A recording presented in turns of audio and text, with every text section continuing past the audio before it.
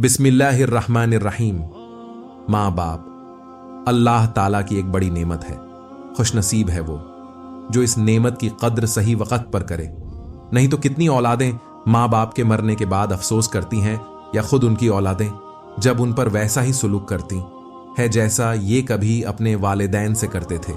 अल्लाह ताला का इरशाद, वक़दा रब्बुका अल्ला ताबुदू इल्ला इय्याहु व बिल वालिदैनि इहसानन इम्मा यब्लुगन्ना इंदकल किबरा अहदुहुमा औ किलहुमा फला तकुल लहुमा उफ़्फ़िन वला तनहरहुमा वकुल लहुमा क़ौलन करीमन। और तेरा परवरदिगार साफ साफ हुक्म दे चुका है कि तुम उसके सिवा किसी और की इबादत ना करना और माँ बाप के साथ एहसान करना। अगर तेरी मौजूदगी में उनमें से एक या दोनों बुढ़ापे को पहुंच जाएं तो उनके आगे उफ तक ना कहना, न उन्हें डांट डपट करना, बल्कि उनके साथ अदब व एहतराम के साथ बातचीत करना। सूरह बनी इसराइल आयत 23। इसके मुताल्लिक चंद हदीस हजरत अबू हुरैरा रज़ियल्लाहु अन्हु से रिवायत है।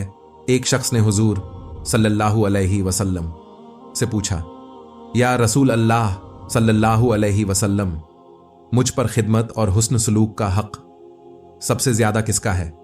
आपने इरशाद फरमाया, तुम्हारी माँ का, फिर तुम्हारी माँ का, फिर तुम्हारी माँ का, उसके बाद तुम्हारे बाप का, और उसके बाद तुम्हारे करीबी रिश्तेदारों का, फिर जो उनके बाद करीबी हों। सही मुस्लिम।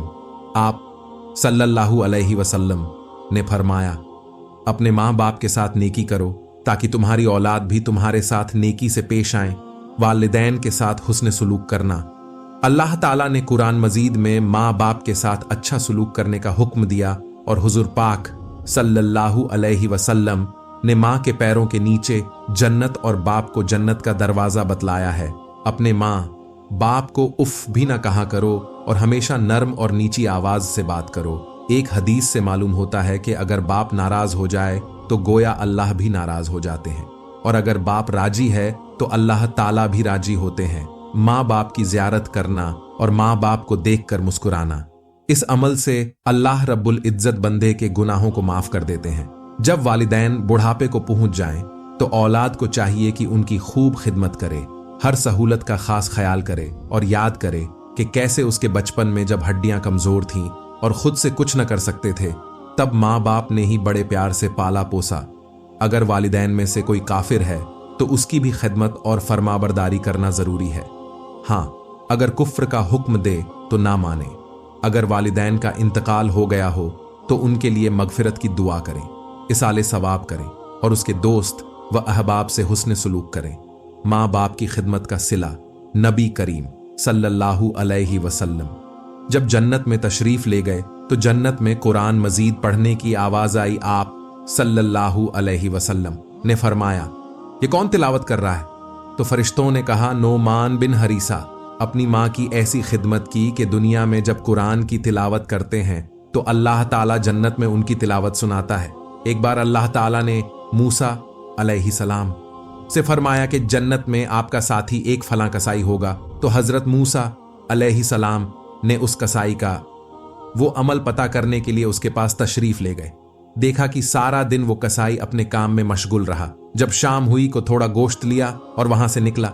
हजरत मूसा अलैहिस्सलाम भी उसके हमराह हुए। कसाई ने घर पहुंचकर गोश्त बनाया, फिर करीब में उसकी मां लेटी थी, उसको उठाकर बैठाया, खाना खिलाया और मुंह पोंछ कर लेट आया।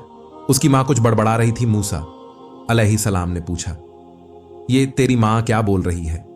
उस कसाई ने कहा, ना समझ वो मां है, वो बोल रही है कि या अल्लाह, जन्नत में मेरे बेटे का साथी मूसा को बनाना। अल्लाहु अकबर। मां बाप की नाफरमानी, माँ बाप की नाफरमानी गुनाह कबीरा है। वालिदैन की नाफरमानी करने वाले की मगफिरत शबे कद्र की रात में भी नहीं होती। वालिदैन की नाफरमानी की सजा दुनिया में भी मिलती है और आखिरत में आग का अजाब है। 3 आदमी ऐसे हैं जिनको अल्लाह ताला कयामत के दिन देखेगा भी नहीं। उनमें से एक शख्स माँ बाप का नाफरमान भी होगा। अल्लाह हम सबको वालिदैन की खिदमत करने की तौफीक दे, आमीन। दोस्तों, वीडियो अच्छी लगी तो लाइक करें और अपने दोस्त, रिश्तेदार, भाई बहन हर मोमिन तक वीडियो जरूर शेयर करें।